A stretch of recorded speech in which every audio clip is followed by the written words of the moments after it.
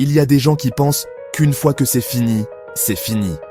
Mais la vérité, c'est que certaines histoires méritent une seconde chance. Pas parce que tu es faible, pas parce que tu es dépendant, mais parce que parfois, deux personnes s'aiment encore, elles se sont juste perdues en chemin. Aujourd'hui, on va parler du moyen le plus intelligent, le plus émotionnellement solide de récupérer ton ex, sans supplier, sans manipuler et sans te perdre toi-même. La première étape, c'est la plus difficile, accepter la rupture. Parce que tant que tu refuses la réalité, tu n'agis pas avec clarté. Tu écris, tu cherches des excuses, tu stockes ses réseaux, mais tout ça ne fait qu'éloigner encore plus ton ex. Ce que tu dois faire, c'est prendre de la distance. Pas pour le ou la faire réfléchir, mais pour te retrouver toi. Tu dois redevenir cette version de toi qui plaisait au début. Libre, stable, inspirante. C'est ce qu'on appelle le silence émotionnel. Pas une punition, mais une reconstruction. Quand tu t'éloignes, ton ex commence à ressentir un vide. Mais attention, ce n'est pas le manque de toi, c'est le manque de ce que tu apportais. Alors, au lieu de courir après, travaille ton énergie. Change ton look, ta posture, ta façon de parler, ton style de vie. Montre subtilement, à travers tes réseaux ou tes actions, que tu évolues. Parce que rien n'attire plus qu'une personne qui s'élève sans rancune. Et là, naturellement, ton ex commencera à se demander « Est-ce qu'il ou elle m'a oublié ? Pourquoi il ou elle a l'air si bien sans moi ?» C'est à ce moment-là que le pouvoir change de camp. Quand tu sens que l'énergie a changé, reprends contact doucement. Pas un « tu me manques », mais quelque chose de léger, presque amical. Un message simple, neutre, sans attente. Tu ne veux pas rouvrir le passé, tu veux créer une nouvelle dynamique. Montre-lui, à travers ton ton et ton attitude, que tu n'es plus dans la blessure, mais dans la maturité. Le but n'est pas de rejouer l'ancienne histoire, le but est de réécrire une version plus saine de votre lien. Récupérer son ex, ce n'est pas forcer le destin.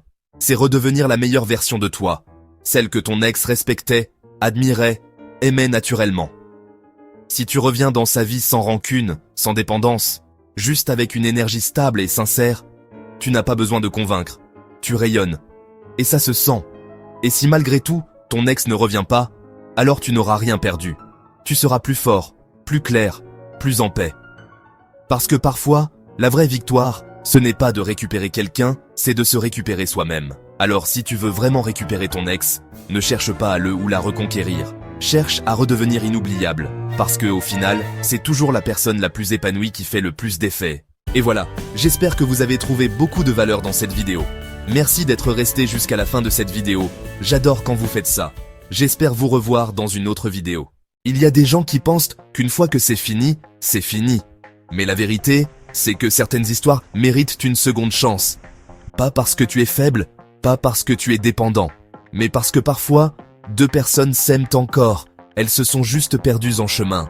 Aujourd'hui, on va parler du moyen le plus intelligent, le plus émotionnellement solide de récupérer ton ex, sans supplier, sans manipuler et sans te perdre toi-même. La première étape, c'est la plus difficile, accepter la rupture. Parce que tant que tu refuses la réalité, tu n'agis pas avec clarté. Tu écris, tu cherches des excuses, tu stalks ses réseaux, mais tout ça ne fait qu'éloigner encore plus ton ex. Ce que tu dois faire, c'est prendre de la distance. Pas pour le ou la faire réfléchir, mais pour te retrouver toi. Pas pour le ou la faire réfléchir, mais pour te retrouver toi. C'est ce qu'on appelle le silence émotionnel. Pas une punition, mais une reconstruction. Quand tu t'éloignes, ton ex commence à ressentir un vide.